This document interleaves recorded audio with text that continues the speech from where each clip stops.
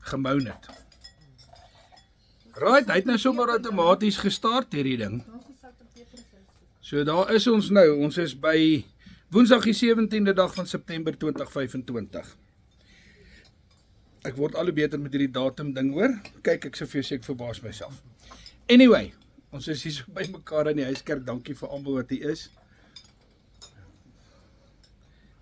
Julle een en elkeen opgekom het. Ek dink wat vanaand se woord dan betref, hy het baie vinnig gekom. Ek het nog gewonder wat die Here se Gees my wil gesê toe hy het klaar gesê. OK? So ek wil vanaand praat oor. Julle weet mos alles met my is geestelike dinge, geestelike krone en geestelike vyande en vanaand wil ek praat oor geestelike hindernisse. Maar dit is eintlik net die tema. Waaroor dit eintlik gaan is, hoekom sê ons hoor nie die stem van die Here nie? Dis iets wat soveel mense sê. Ek wens ek kan die Here se stem duideliker hoor. Hoekom hoor ek nie die stem van die Here nie? Wat's fout? Né? Hoekom kry 'n mens nie die woord van die Here of van sy Gees af, of van Jesus af, of van die Vader af nie?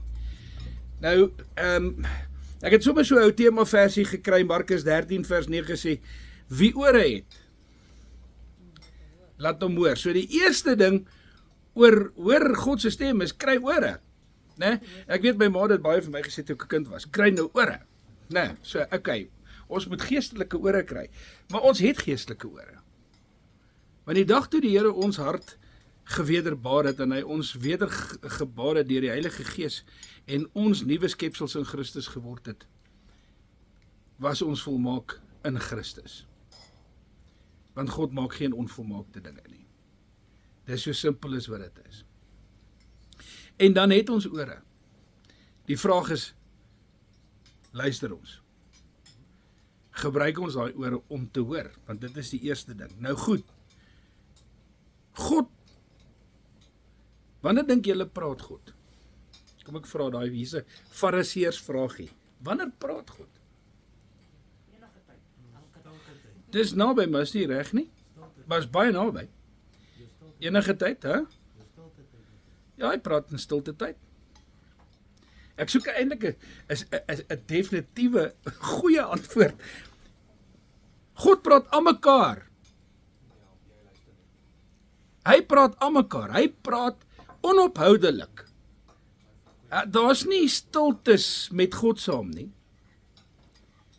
As daar stiltes is dit jy wat nie luister nie. Want weet jy wat die Gees van die Here wys my hierdie versie? Psalm 19 vers 2. Die hemele vertel die eer van God en die uitspansel verkondig die werk van sy hande.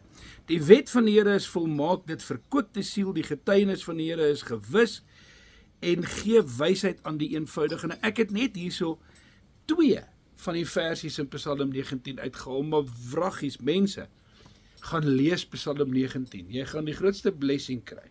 Want dit gaan oor God wat praat en ons wat kan hoor. Dit is regtig 'n amazing Psalm. Ek het nog nooit regtig so na Psalm 19 gekyk nie, maar God sê, hy praat met ons uit alles uit. Hy praat met jou uit die skepsing, uit die skepping uit. Hy praat met jou oor die dag wat breek. Toevallig in Psalm 19 sê hy, die een dag, die volgende versie, Psalm 19 vers 9, sê die een dag verkondig kennis aan die volgende een. God praat uit die dag wat breek, God praat uit die skepping, God praat uit alles uit met ons. Die vraag is ek ingestel? Am I tuned in? Nee? En dis waaroor ek nou vanaand wil praat. Nee.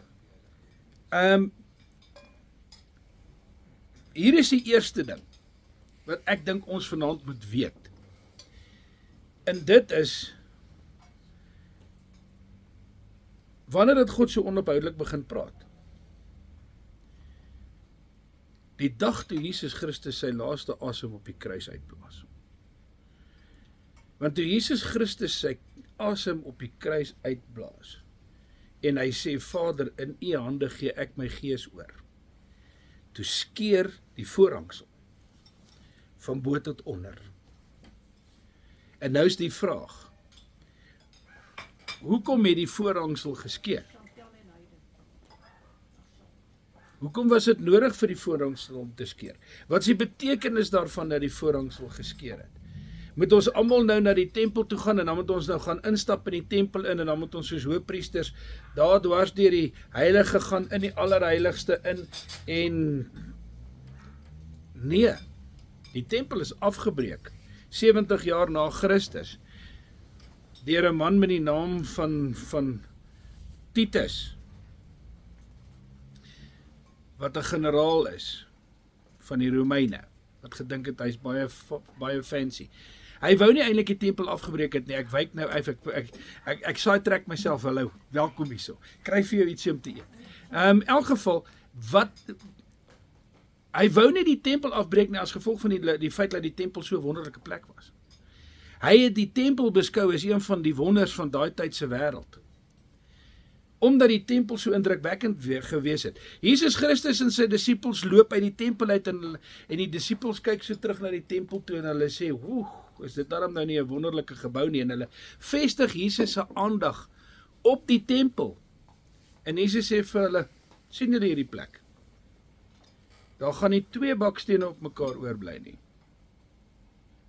Elke ding gaan afgebreek word en alles, daar sal nie 2 stene op mekaar oorbly nie. Nou 70 jaar na Christus, toe die tempel afgebrand word, wat doen die ouens? Alles was met goud oorgetrek. En toe gaan daar per ongeluk 'n ding wat 'n brand gestig het by die tempel. Wat nie veronderstel was om so intoe te gaan nie, hulle wou nie die tempel afgebreek het nie. Maar daai brand die tempel af. En al daai goud smelt tussen die klippe in.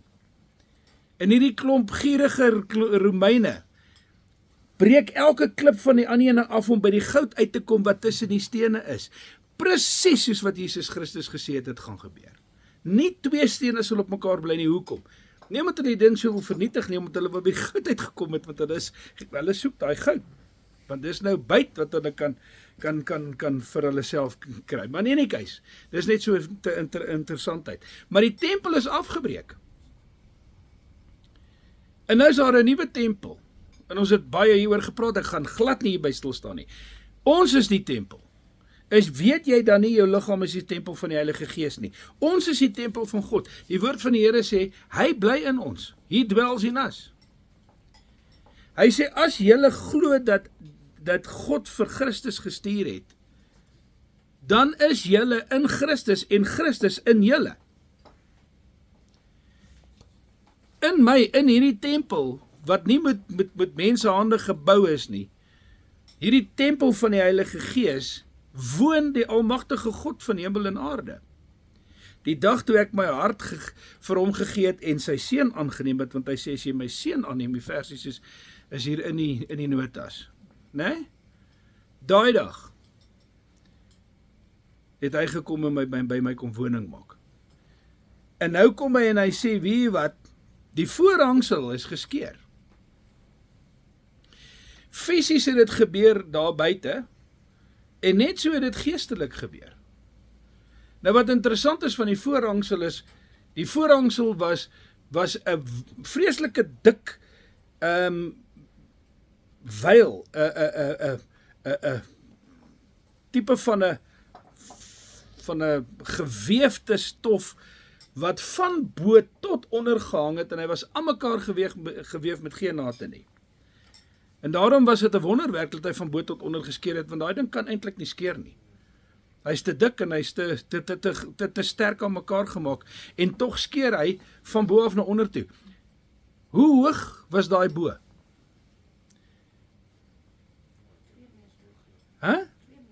Nee. Hoe hoog was die tempel? Die tempel was 30 meter hoog. Daai voorhangsel was 30 meter hoog en uit van daar bo af het hy geskeur tot onder toe. Om toegang te gee na die allerheiligste toe waar net die hoëpriester mag ingegaan het. Maar daai voorhangsel dit bestaan uit 4 kleure uit. Okay, pers, rooi en? Nee. Pers, rooi? Nee. Blou en wit. Okay, ek my help. Jy het rooi, dan het jy pers, dan het jy blou, dan het jy wit. En op dit was daar goue engele. Serafs uitgeborduur. Maar ek wil net vir 'n oomblik gou gesê. Dit was goud wat hulle in draadjies gemaak het en dan het hulle dit in die lap ingeweef. Daar was goud teen die agtermuur ook. Ja, maar op die voorhangsel self was daar ook serafs uitgeborduur van goud, van dun soos gold plate, wat ons sê something is gold plated. Maar in any case, dis verskriklik significant en ek wil net dit vinnig vir julle uitlig want dit gaan kom by oor hoekom hoor ek nie God nie. Die voorhangsel het geskeur as gevolg van Jesus Christus, omdat hy aan die betekenis van die voorhangsel kom uitvoering gegee het by sy afsterwe. Die rooi deel van die voorhangsel praat van die bloed. Dit praat van die verlossing. Elke keer wanneer daar van verlossing gepraat is in die Bybel, het rooi in die prentjie ingekom. Ek weet nie of julle dit weet nie. Nou kom ek sê vir julle, waar dit in die eerste keer, waar daar nou gesê word, dat God is die een wat die verlossing bring, praat hy daarvan in Jesaja 63 vers 1.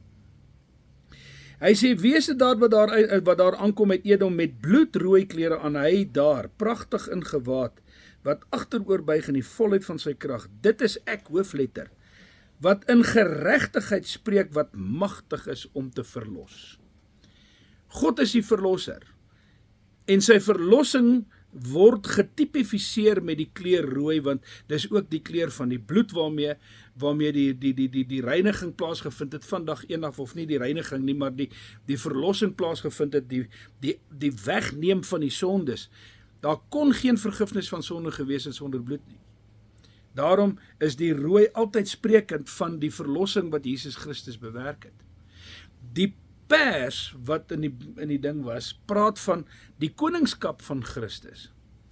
En dat hy koning in ons lewe moet wees. As ons hom op ons troon van ons harte sit en sê, Here, wees jy koning van my lewe, dan vestig hy God se koninkryk en sy heerskappy in jou lewe. Hoekom bid ons, onse Vader wat in die hemel is, laat u naam geheilig word, laat die koninkryk kom en laat u wil geskied.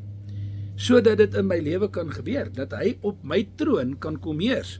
Nee? En die pers praat van koningskap. Christus word gekroon as koning in my lewe, Efesiërs 1:22. En hy het alle dinge onder sy voete onderwerp en hom as hoof bo alle dinge aan die gemeente gegee, wat sy liggaam is, die volheid van hom, wat alles in almal vervul. Wil julle mooi na hierdie versies, ek het nie hierdie versies gepiek nie, hulle het na my toe gekom, wat alles vir almal, in almal vervul. Whatever you need, God will give you, in Jesus Christus, want hy het in sy volheid alles vir almal kom vervul. Jesus Christus sê vir sy disippels, hy sê, as julle enige iets vir die Vader, hy sê, tot nou toe het julle die Vader niks in my naam gevra nie, maar as julle enige iets vir die Vader nou in my naam vra, sal hy dit vir julle gee. En hy maak nie uitsonderings nie, hy sê nie, as julle nou binne in my wil bid of dit, hy sê, wat julle ook al die Vader in my naam vra, dit sal hy vir julle gee. Nou, ek meen, in die eerste plek, daai stelling, moet nou nie soos die ouens wat met arme Charlie Kirk te doen gehad het, kom maar strik vra soos die fariseërs wat omgekom kataza het met strik vra nie. En dan dink hulle is clever uit die Bybel uit nie. Moenie eers dink, jy kan by die Here gaan met 'n petisie om iets van hom af te kry, as jy nie 'n verhouding met hom het nie. He's not going to listen to you. Hy sal vir jou gee wat jou hart begeer, as jy wat is, as jy een van sy bemindes is, as jy in Christus is, dan gaan hy vir jou gee. Nee? Die vraag is, hoor ek wat hy vir my sê. Nou ek wil hê ons moet nou vanaand baie mooi hoor wat sê hy hier. Hy sê Christus, as hy die koning in jou lewe is, hy is my verlosser, hy het my verlos deur die bloed, hy is die koning in my lewe, hy heers, hy is die pers in my lewe, nou kom ek by die blou. Wat beteken die blou? Hy? Nee, die blou daar was vreeslike debatte onder die klomp fariseërs en almal oor die blou, maar die blou is sprekend van die hemel, sprekend van die geesteswêreld. Nee, Christus het uit die hemel uitgekom en die engele het vir die klomp disippels toe hy opvaar gesê, Galileese manne, wat staar julle so? Hierdie Christus wat so hier voor van julle af opgevaar het, gaan net so weer terugkom. Uit daai blou hemel uit. Gaan hy net so weer terugkom. Né? Die blou spreek van die geestesaspek, die geesteswêreld, die hemel. Daarom sê hy, bedink die dinge wat daar bo is. Moenie dink oor dinge wat op die aarde is nie. Daarom sê hy, moenie vir jou skatte op aarde bymekaar maak nie, maak vir jou skatte in die hemel bymekaar. Ag, ons het al hierdie goeters in die huiskerk bespreek. Ek is so bly vir hierdie huiskerk. Want die Here het regtig al met ons goeie goeters gedeel. Nou ek wil 'n paar goeters oor die blou sê.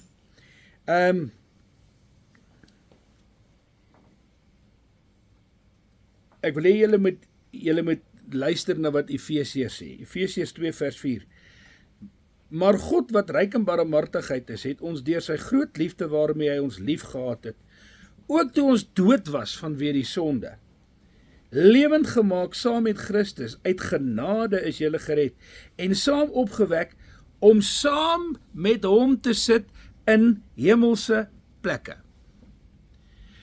Wow, hierdie is nie 'n belofte vir na die wederkoms nie. Hierdie is nie 'n belofte dat ons gaan eendag in hemelse plekke sit nie. Ons gaan nog 1000 jaar saam met hom op aarde woon, voordat ons hemelse plekke gaan beleef. Hoe sit ek in hemelse plekke nou? Hoe sit ek nou in hemelse plekke? Want ek is in Christus en Christus sit aan sy regterhand. Ek saam met Christus, in Christus, is nou in hemelse plekke. En ek gaan nou by 'n ding uitkom en ek wil hê julle moet my asseblief challenge. Julle moet doen wat ek sê, julle moet dit toets. En as ek gejok het, dan sê ek vir die hele wêreld, ek is jammer, ek gaan terug, ek gaan weer bestudeer. Ek het iewers 'n fout gemaak, maar ek weet ek het nie 'n fout gemaak nie. Maar hoor wat sê hy? Ons sit saam met hom in hemelse plekke. Handelinge 17:28, want in hom lewe ons, beweeg ons en is ons.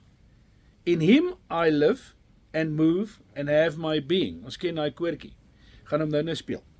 Né? So sommige van julle digters ook gesê het, want ons is die nageslag van God. Daarom sit ons saam met hom in hemelse plekke, want ons beweeg dan in hom, ons leef dan in hom.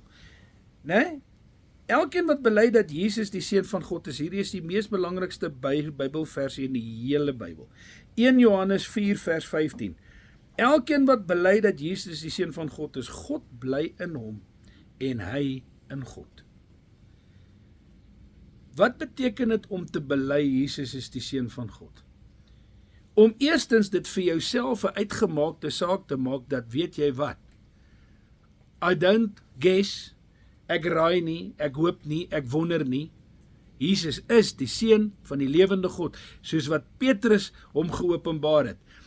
Sondag het ek so 'n bietjie daarvan gepraat, ons nou, ek het al klaar te veel gepraat en te lank gepraat. Ek kon uitgebrei het, maar ek meen, die hele eerste 8 hoofstukke van die boek van Markus gaan oor die openbaring van Jesus Christus as die seun van die lewende God.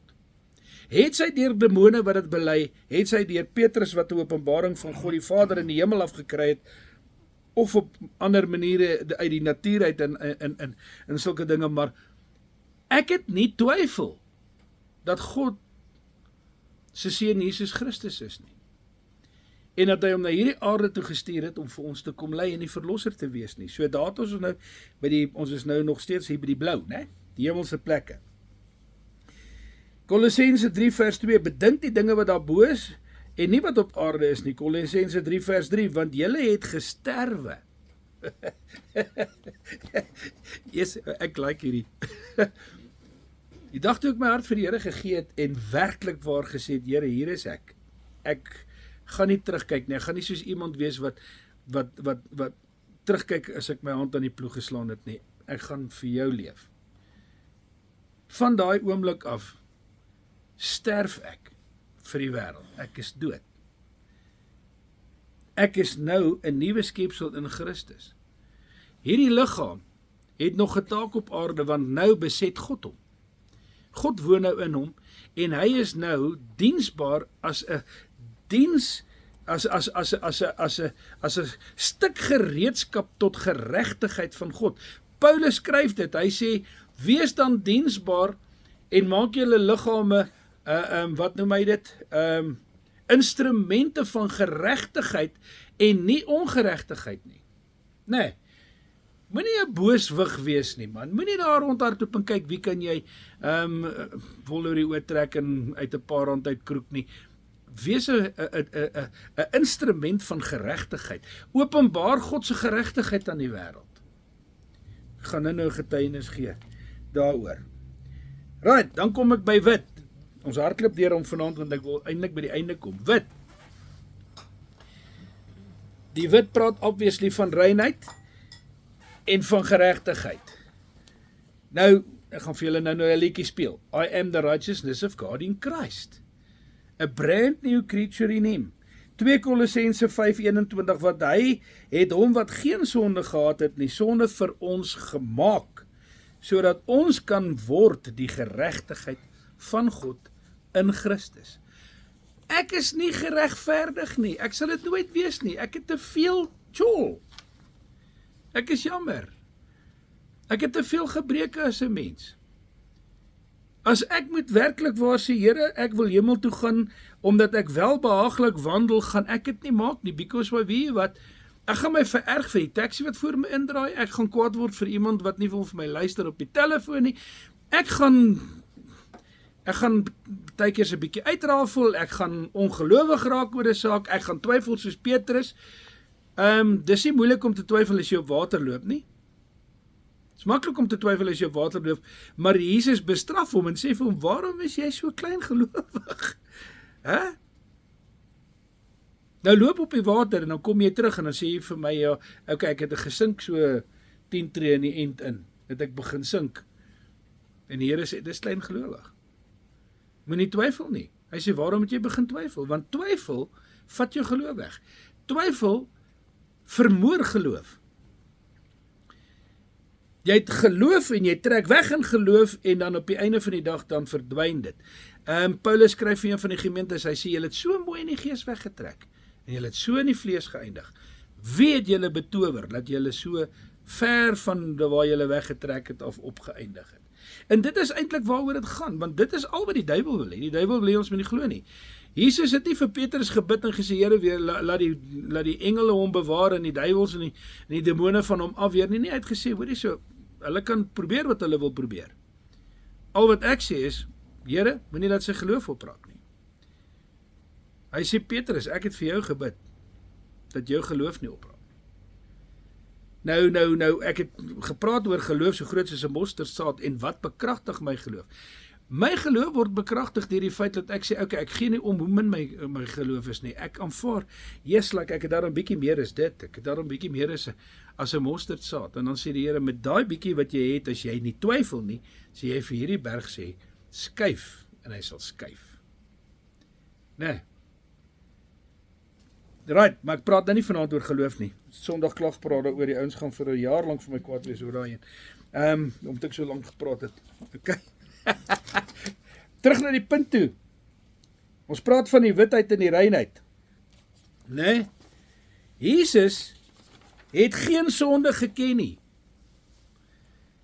Jesus het al die wette in vervulling gebring. Jesus het elke wet gehoorsaam. Het hy?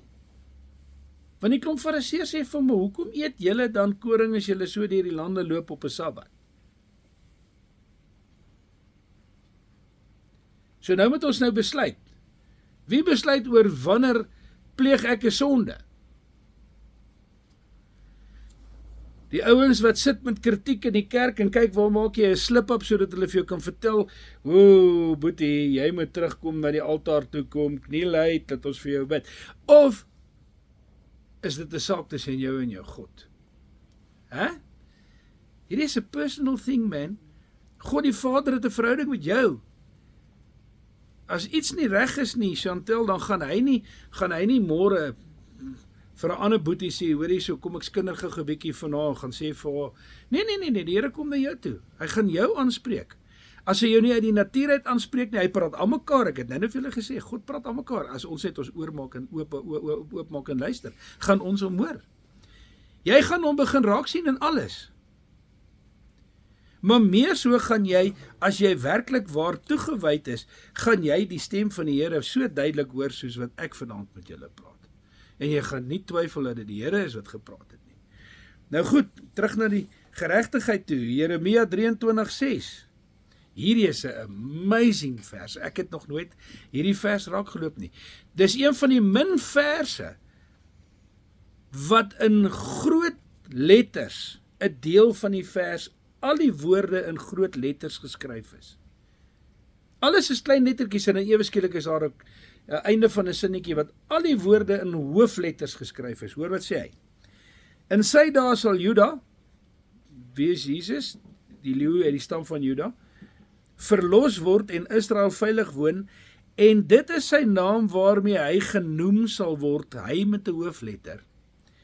Dubbelpunt, hoofletters, die Here ons geregtigheid. God our righteousness. Van wie praat Jeremia hier? Van Christus. Wat kom uit die stam van Juda, wat kom en verlos en veiligheid bring, en dan sê hy, en hy sal genoem word die geregtigheid van God, en ek sal die geregtigheid van God wees in hom. Al het ek wat se flaters en foute. Weet jy, ek dink ons dink die dag toe ek tot bekering gekom het, ek in my hart vir die Here gegee het ek op 'n roete geembark van raak nie, smaak nie, en waarvan Paulus praat. Hy sê, jy weet, mense word gepla oor wat hulle eet en daar wat hulle onderhou, hy sê, en dit is 'n kwessie van raak nie en smaak nie en of smaak nie en raak nie aan nie. Maar dit gaan nie daaroor nie. Hy sê die koninkryk van God bestaan nie uit spys en drank nie, dit bestaan uit krag. Dit bestaan uit krag, dit bestaan uit God se krag. Nou kom hy, nou sê hy, as jy wil deel wees van daai dinge, moet jy weet, jy is op 'n kragtige plek, né? You're going to experience power, man. Die Here is 'n waarmaker van sy woord. Nou goed, nadat Christus nou die voorhangsel vir ons deur sy bloed, deur sy koningskap, en dat hy uit die hemel uitgekom het en ons in 'n geestelike dimensie ingelei het, en toe ons sy geregtigheid gemaak het, vir ons toegang gegee tot die Vader. Okay, stop daar. In daai tabernakel, ons het gepraat oor die tabernakel, in daai tabernakel, waar praat God met Moses? Hy gee vir Moses die plan, hy sê, Moses, so moet die tabernakel lyk. En dit is die buitehof, en dit is die heiligdom, en dan die allerheiligste, en dit is die voorhangsel, en agter die voorhangsel, in die allerheiligste, daar is die ark van getuienis, of die ark van die verbond, die verbondsark. Hallo, ek is nie alleen op planeet aarde nie. Kan julle met saamgesels? Okay. Hoekom die ark van getuienis? Hoekom noem hy dit die ark van getuienis? Want dis juist die getuienis wat sê, my saak met die Here is reg.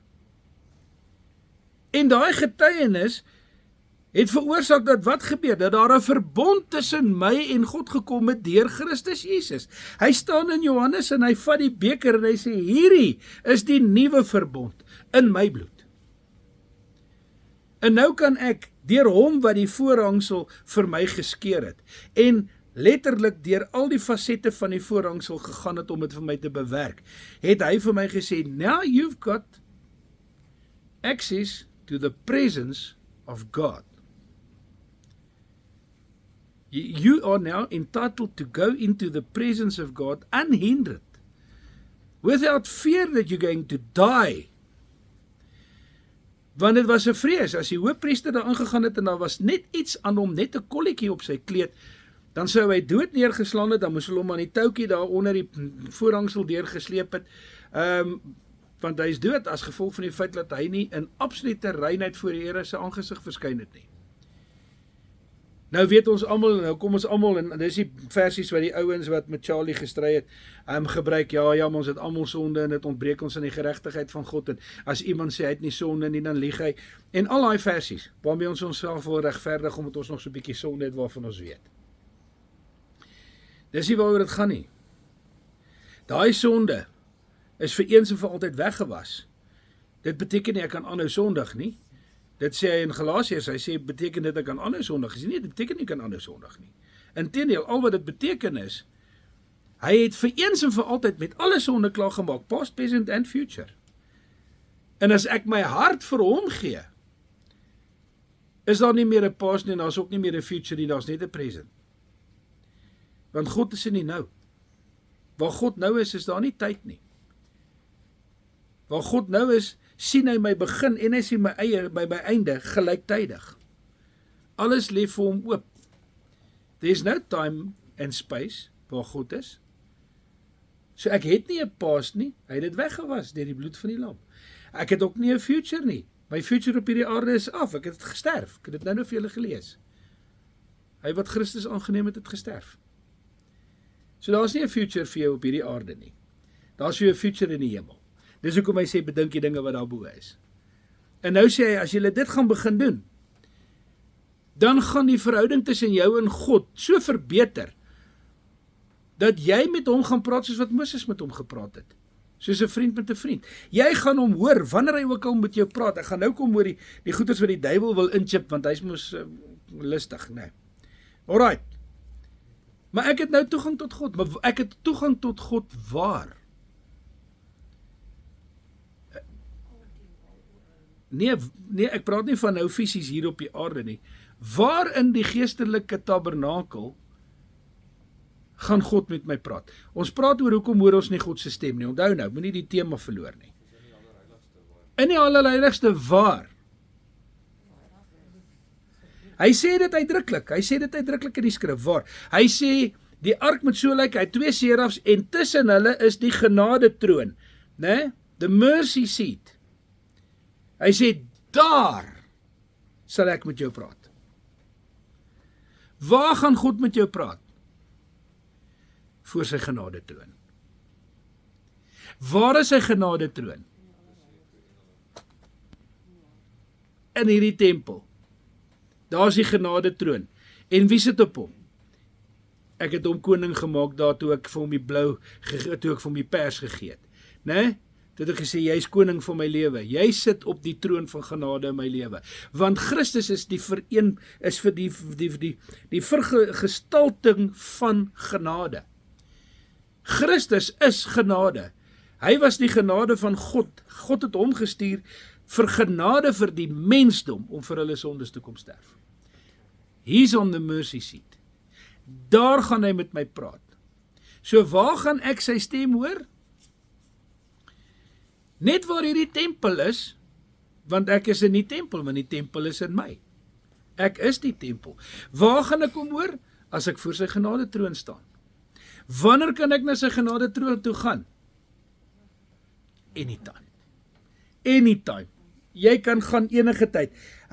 Paulus sê dit, hy sê laat ons dan met vrymoedigheid na die troon van genade gaan. Ons kan nou. Christus het dit vir ons bewerk. Ons kan soontoe gaan, en wat gaan gebeur by die genade troon? Die Here self sê vir Moses, hy sê, daar gaan ek met jou praat, Pella. Daar gaan ek met jou praat. Wil jy sy stem hoor? Kom voor sy genade troon. Jy kan dit doen waar jy staan in die werk, jy kan dit doen in jou kantoor, jy kan dit doen in jou kar, jy kan dit doen in jou kamer, jy kan enige plek voor die genade troon van God gaan staan, want jy is geregverdig deur Jesus Christus, om daar te wees waar God aan mekaar praat, en jy kan hoor. Al wat ons moet doen is, ons moet sê, Here, okay, nou, ek weet ek kan, en ek weet waar. Nou moet ek net weer hoe toe, nou moet ek net leer hoe, en dan is ons klaar. Nee, maklik. Okay, hier's die hoe. Daar's niks van God se kant af wat skeiding bring nie. Daar's niks wat van God se kant af skeiding bring nie. Die enigste ding wat tussen my en God kan skeiding bring, Armand, is ek. Nee. Nou ja, almal hardloop dadelik by die bandwagon weg en dan gebruik hulle die versie in Jeremia en dan sê hulle ja, ons sonde en ongeregtigheid het skeiding gebring tussen ons en God. Yes, sonde en geregtigheid skei ons van God.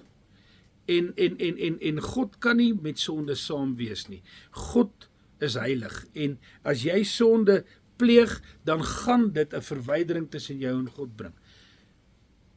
Van wie se kant af? Is God nou, nee, ek gaan nie nou meer met jou praat nie, jy het sonde. Of gaan God sê, Jesus, sien jy daai ouetjie? Jy is nog nie klaar met die werk wat jy moet klaarmaak nie. Gaan maak jy werk klaar. Wat sê die woord van die Here? Hy sê, die goeie werk wat hy in my begin het, sal hy voltooi.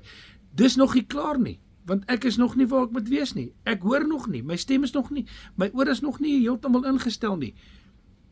God die Vader is nie van my af verwyderd as gevolg van my sonde nie. Ek is van God af verwyderd as gevolg van my sonde.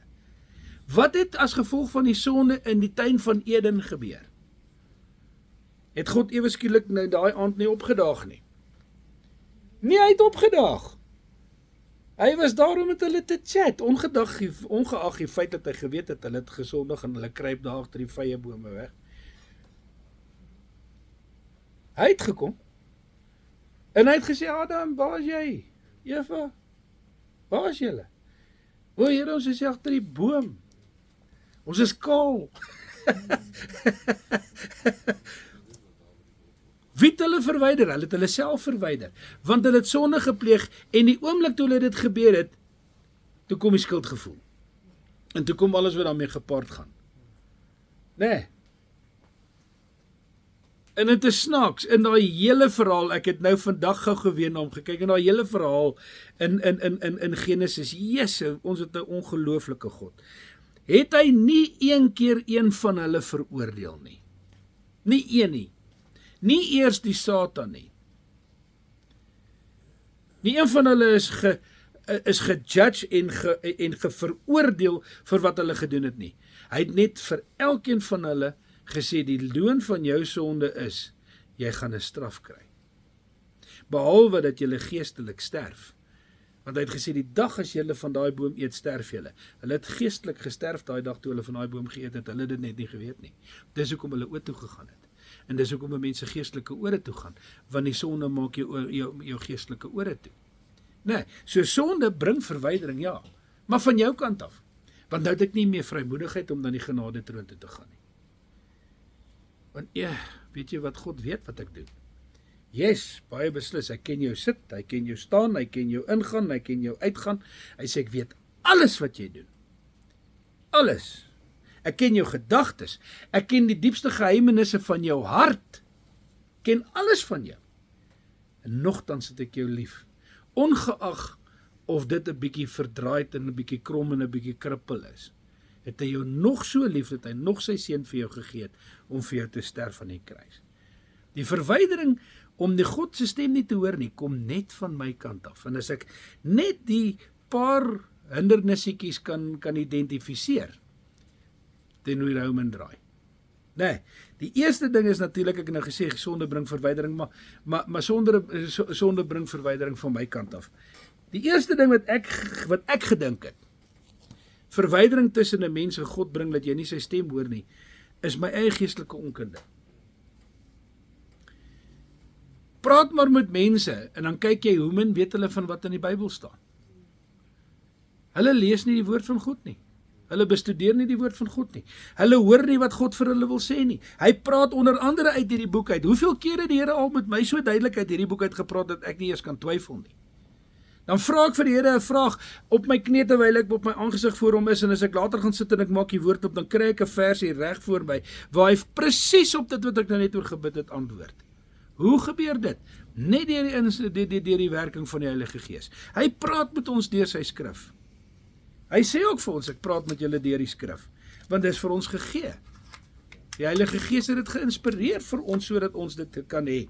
So my geestelike onkunde, ek moet ontslaa raak van my geestelike onkunde, ek moet begin om geestelik te dink. Hy sê, bedink die dinge wat daarbo is. Hy sê, geestelike mense bedink geestelike dinge. Bedink die geestelike dinge. Begin dink oor die koninkryk van God. Begin dink oor waar is my skat, want daar is my hart. 2 Titus 3 vers 14. 2 Timoteus 3 vers 14. Maar bly in wat jy geleer het en waarvan jy verseker is, omdat jy weet van wie jy dit geleer het. En dat jy van kleins af die heilige skrifte ken, wat jou wys kan maak tot saligheid deur geloof in Jesus Christus. Hoe duidelik wil julle dit nog hoor? Ok, dis Timoteus. Die volgende versie, dis 14, 15, ek het 15 klaar gelees. 16, die hele skrif is deur God ingegee en is nuttig tot lering, weerlegging, teregwysing, onderwysing en geregtigheid. Lees die Bybel. Ek het vanoggend weer 'n stukkie gelees wat vir my amazing is, maar ek gaan nou afeindig daarmee.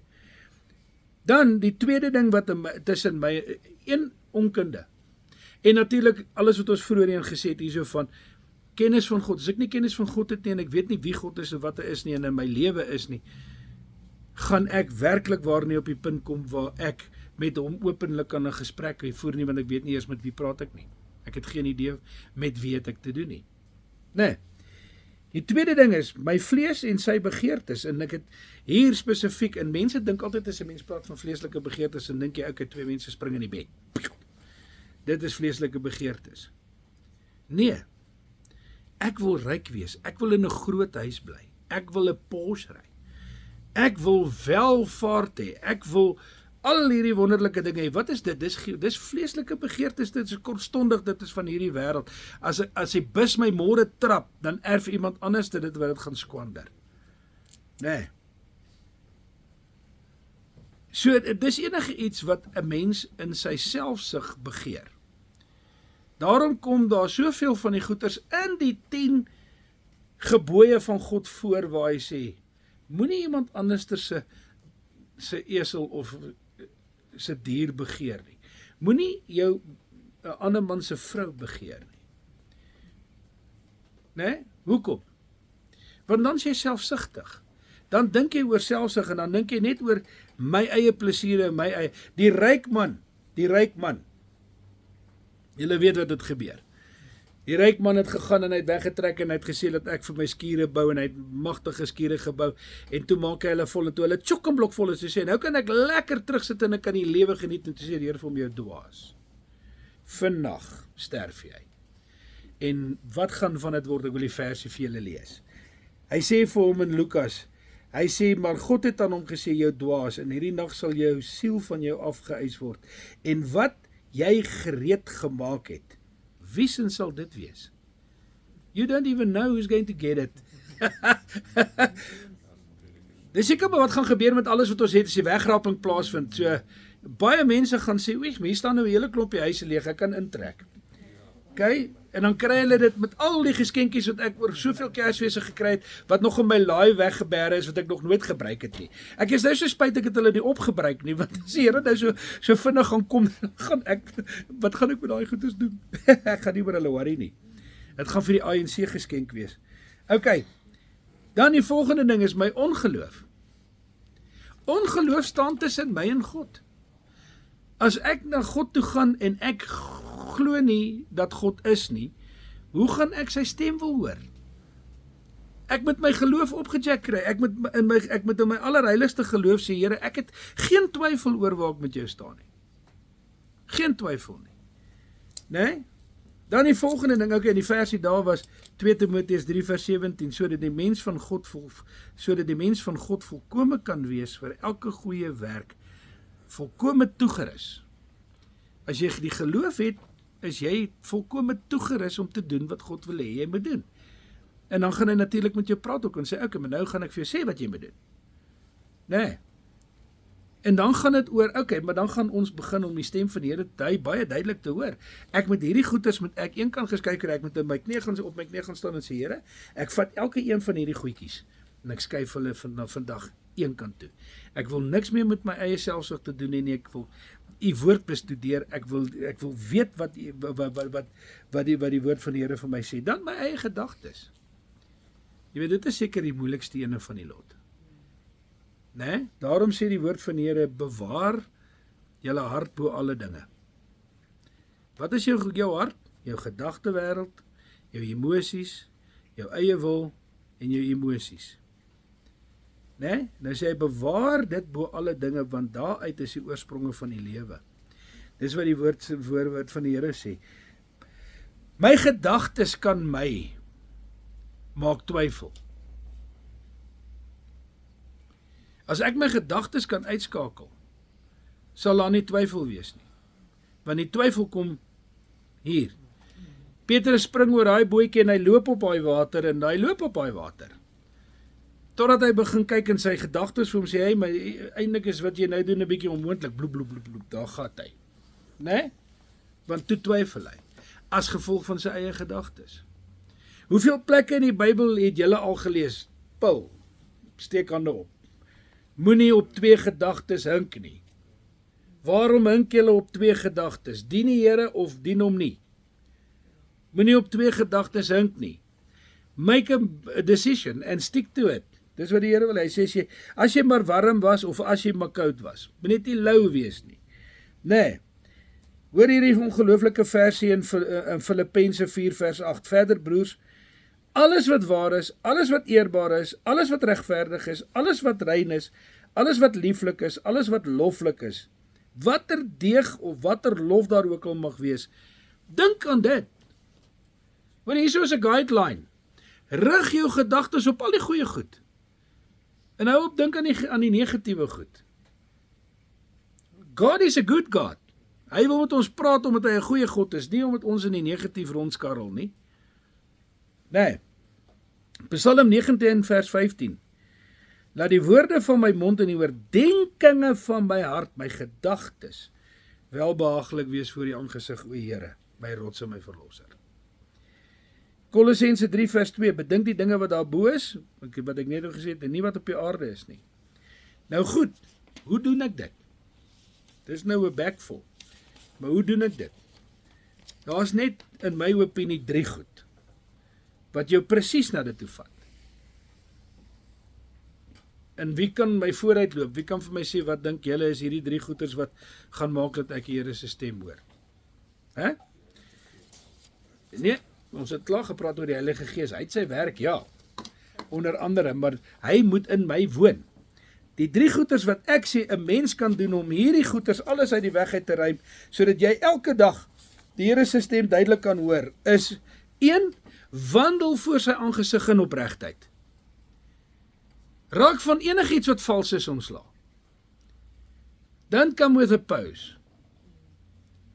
When you go before God, be honest, open, and as far as possible righteous in his eyes. Wie wat die Here sien vir Abraham raak, hoekom? Omdat hy in hom 'n eerbare mens gesien het. Omdat hy in hom iemand gesien het wat hy geweet het kan glo. En hy maak hom die vader van geloof op die einde van die dag, waarna ons kan opkyk. Hoekom? Want God soek opregtheid. Die Here wil nie hê jy moet dink jy kan hom flous nie. Jy gaan hom nie geflous kry nie. Hy weet alles. Daar's nie 'n manier om hom te flous nie. So kom in opregtheid voor sy aangesig en sê, Here, just as I am. Net soos wat ek is. Met al my foute en flaters. Jy ken my hart, jy ken my gedagtes, jy ken dit wat ek nog gaan aandink môre, ken jy reeds nou al. Ek kom in opregtheid voor jou aangesig. Ek wil hê jy moet my sien net soos wat ek is. Nou pretenses. Opregtheid.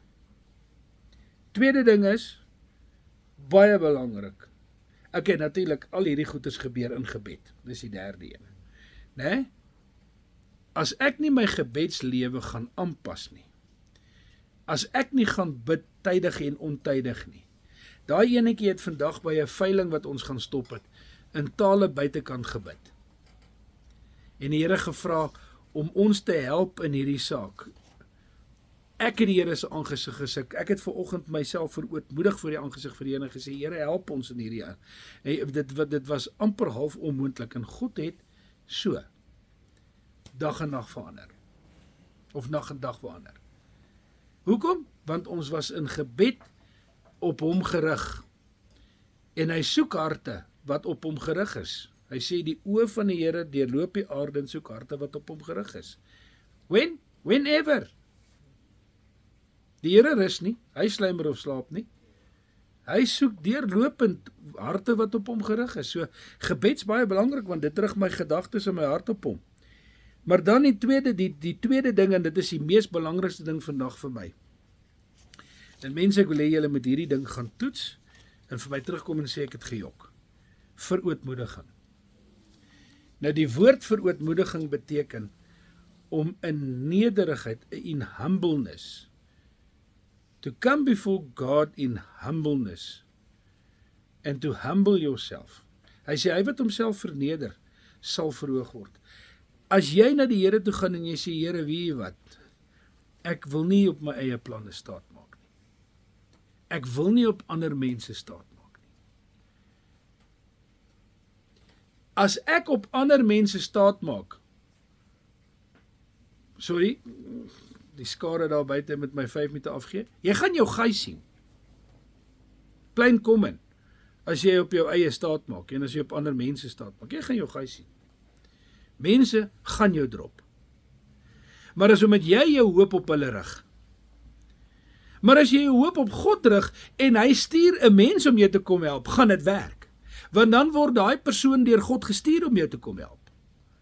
En dan sal jy ook weet, weet jy wat, die Here het hierdie persoon by pad langs gebring om my te help. So ja, God gebruik mense. Kom ons change net ons perspektief. Dis nie dat ek nou gaan en dink, okay, ek gaan nou die beste, die slimste en die mees bekwaamste persoon kry om my te help en dan moet ek regkom nie. Nee, teken nie gaan regkom nie. Jy is net so sterk as wat jou saak is. Dit mag 'n swak saak wees. Wat sê Spreuke van 'n swak saak? Of is dit Prediker? Hy sê, moenie met by 'n swak saak stil staan nie. Beweeg verby. Nee, maar nie daar hinker nie. Nou, verootmoediging beteken om na die Here toe te gaan in ootmoed. En te sê, Here, ek kom na jou toe in nederigheid en in afhanklikheid en in absolute afhanklikheid en ek besef, Here, ek moet jou hoor, ek moet jou stem hoor, ek moet jou duidelik hoor en jy sal. Want as jy jou verootmoedig voor die Here, dan gaan hy vir jou guns gee. Dis wat die woord sê. Ek sê dit nie, die woord van die Here sê dit. Hoor wat sê hy hierso. Hy sê, moet ek net daai versie kry. Psalm 51 vers 19. What an amazing versie. Die offer van God is 'n gebroke gees. Moenie voor die Here gaan staan en sê, ooh, hier is hy in mightiness. You're not going to go far. 'n gebroke gees, 'n gebroke en verslae hart, sal u, o God, nie verag nie. As jy na die Here toe gaan met 'n gebroke hart en jy sê, Here, ek stort vandag trane voor jou. Ek kom na jou toe in alle nederigheid en erkentlikheid en ek sê, Here, sonder jou kan ek nie. En wil ek nie. En gaan ek nie. Wat sê Moses? Hy sê, Here, as jy nie saam beweeg nie, trek ons nie. Laat ons daai gesindheid in ons hart kry. As God nie saam gaan nie, gaan ek nie. Period. As ek 'n ding onderneem en God is nie in die saak nie, hou verby. Stop die saak waarmee jy besig is, dis nie in die wil van die Here nie. En sê, sorry mense, ek is jammer, maar die Gees van die Here sê vir my, die boek is toe. I'm going past. Ek gaan verby. 1 Konings 21 vers 29. Daarom het die woord van die Here tot Elia die Tisbiet gekom. Nou laat ek net gou hierdie storieetjie vertel en dan se klap. Dis nou die afsluiting. Agab, Wie ken vir Agab? Koning Agab van Israel. Die badste baddie van, he's the worst of them all, sê die Bybel. Ek gaan net gou hierso, gou daarna toe gaan, ek wil dit vir julle lees. En jy kry dit in 1 Konings 21. Né? Hoor wat sê hy hierso. Ek het die nuwe vertaling, die 83 vertaling hier. 1 Konings 21 vers 25. Daar was nooit iemand wat hom soos Agab daaraan oorgegee het om te doen wat verkeerd is in die oë van die Here nie. Hierdie ou het met 'n passie alles gedoen wat God nie wil hê nie. Met 'n passion. En dan gaan hy aan en sê, sy vrou Isebel het hom daartoe aangehits. Papa, bewys jouself.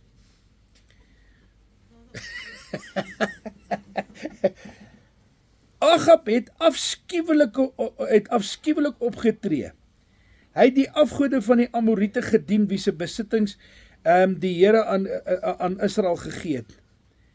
En nou kom 'n ander profeet en hy bring 'n woord vir koning Agab en hy sê vir hom, so sê die Here, omdat jy hierdie goeders alles gedoen het, want hy het nou nog gegaan en hy het nog deur Isebel nou nog Nabot se wingerd gaan steel eintlik, en sy het daar leer jy nou van vals getuies in die hof, nee. Isebel, Nabot het dis onthou nou, dis droogte. Dit het nou vir amper 3 jaar nie gereën nie, want 'n sekere ouetjie wat daar by 'n riviertjie sit, het gesê, dit sal nie reën as ek nie so sê nie. Nee? Nou reën dit nie. Maar Nabot het 'n hengse goeie wingerd wat vrugte dra en hierdie koning sien, so ek is so lus vir 'n ou dryfie. Maar my goeders lyk soos resyntjies van die droogte. En hy gaan na Nabot en hy sê vir Nabot, verkoop jou wingerd aan my. En Nabot sê vir hom, nee, sorry, dis my wingerd. Ek het hierdie grond geërf, dis erfgrond hierdie. Kom van my pa se pa, my pa se pa se pa en warra. En hy kom by die huis en hy lyk soos 'n stormwolkie en wat doen die vrou? Haai papa, hoe was jou dag? En hy sê, nie so lekker nie. Nabot wil nie sy wingerd aan my verkoop nie. Sy sê, ag, skop jou skoene uit, drink 'n bietjie passion fruit of iets, ek is nou terug. En sy suiker en sy gaan kry 'n klomp booswigte en sy sê, reële vasdag en as almal by mekaar kom in die gemeente byeenkoms, julle twee gaan sit weerskante van Nabot en dan vlieg julle op en julle gee vals getuienis teen hom en dan handel ons hierdie saakie af. Hulle doen toe so. Lewer vals getuienis teen Nabot en die ouens gryp klippe en hulle sleep hom uit en hulle stenig hom en hy's dood. En daar gaan sy soos die genie in die bottel en sy sê vir Agab, daar is jou wingerd. Vat hom. Jy hoef nie eers te betaal vir hom nie. Né? Boos. En al hierdie goeders gebeur. En God sien dit en hy stuur 'n profeet en hy sê vir Agab, weet jy wat? Ek gaan jou en jou nageslag en elke manspersoon in jou hele gesin en familie en so aan gaan ek uitwis. Daar gaan nie 'n siel oorbly nie. Daar sal nooit weer uit jou nageslag 'n koning op die troon in Israel sit nie. En daai ou wat sulke bad goeders aangevang het, onder andere, dis maar net uit hoeveel Baals tempels gebou waar prostitusie plaasgevind het. Dit was 'n wol van sonde wat kwansies onder die dekmantel van die kerk plaasgevind het. Dis waar tempelprostitusie actually ook maar so ontstaan gekry het. Maar as 'n ou nou na dit alles kyk, kom die Here en hy sê hier is 'n oordeel en hy spreek 'n oordeel om uit. En hoor wat gebeur. Vers 25, 24. Daarom het die woord van die Here tot Elia die Tisbiet gekom en gesê, het jy gesien? Agab het hom voor my verootmoedig. Omdat hy hom voor my verootmoedig het, sal ek die ramp nie tydens sy lewe laat plaasvind nie. Hierdie bad ou, daar's al die rede dat God hom kan straf.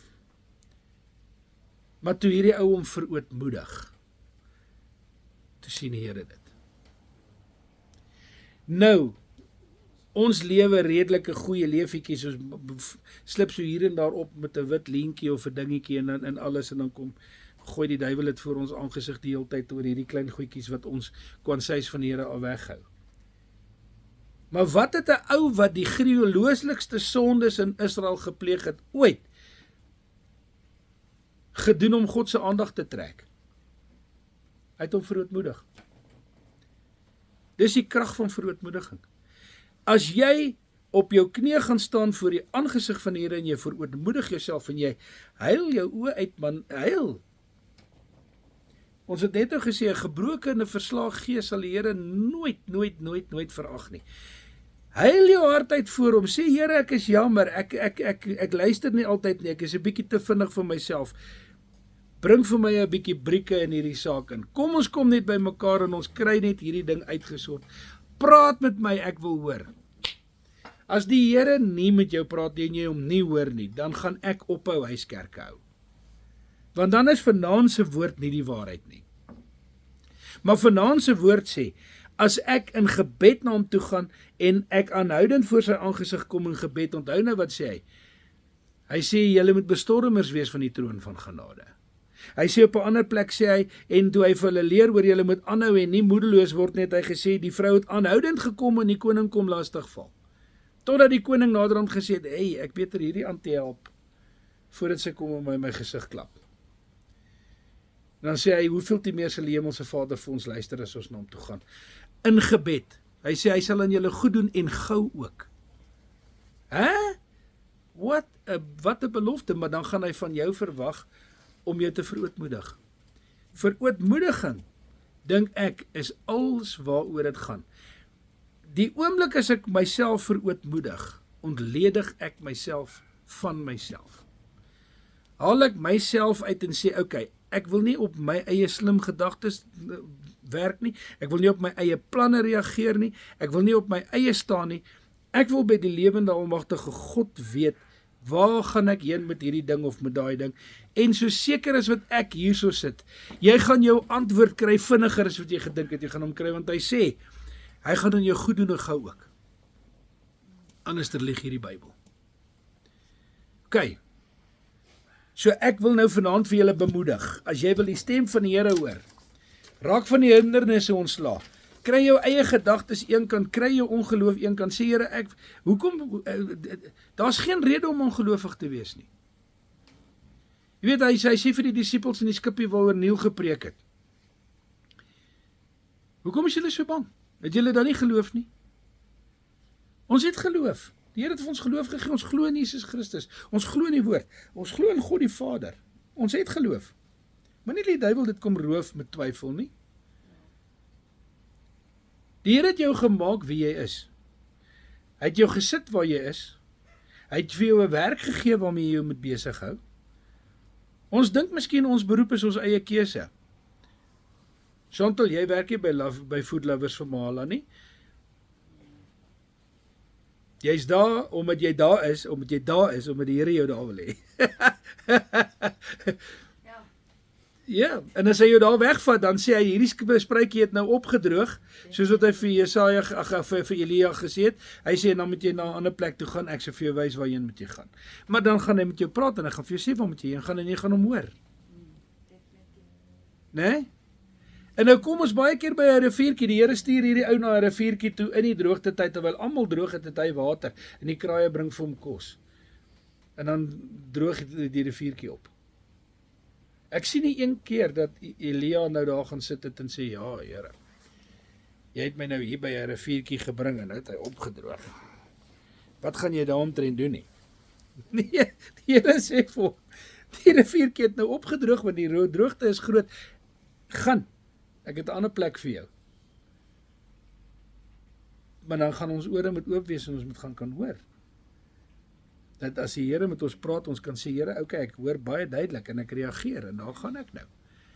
Maar jou ore sal oop wees as jy doen wat vanaand se woord sê. As jy hierdie goeders een kant toeskuif in jou lewe en jy jou toelê op God in gebed en verootmoediging en jy vir die Here sê, Here, ek wil jou stem hoor, in alles wil ek jou stem hoor. Ek wil net hierdie getuienis vertel, ons het vandag gegaan en weet jy wat, die Here het net wonderbaarlik, alles net so van nag na dag te oorverander. Die Here het net gesorg dat al die ouens wat die regte gesindheid het, en as hulle dit nie gehad het nie, die Here net daar, hulle na 'n ander stasie toe getune, vir ons. En alles het net uitgewerk soos wat die Here wou gehad het om dit uitgewerk het. En in 'n oomblik, maak die Here deure oop, waaroor ek vanoggend gebid het en gesê, Here, jy moet vandag vir ons 'n deur oopmaak. Hy het daai deur vandag oopgemaak. Net so wyd soos die ingang van die tabernakel. Hoe wyd was dit? 10 meter. Hoekom? Sodat baie mense kan inkom. Gelyk. OK? Ons kan ingaan na God se heerlikheid en na sy teenwoordigheid toe. Daar's altyd plek vir nog. Né? OK. Vlei, my storie is uit.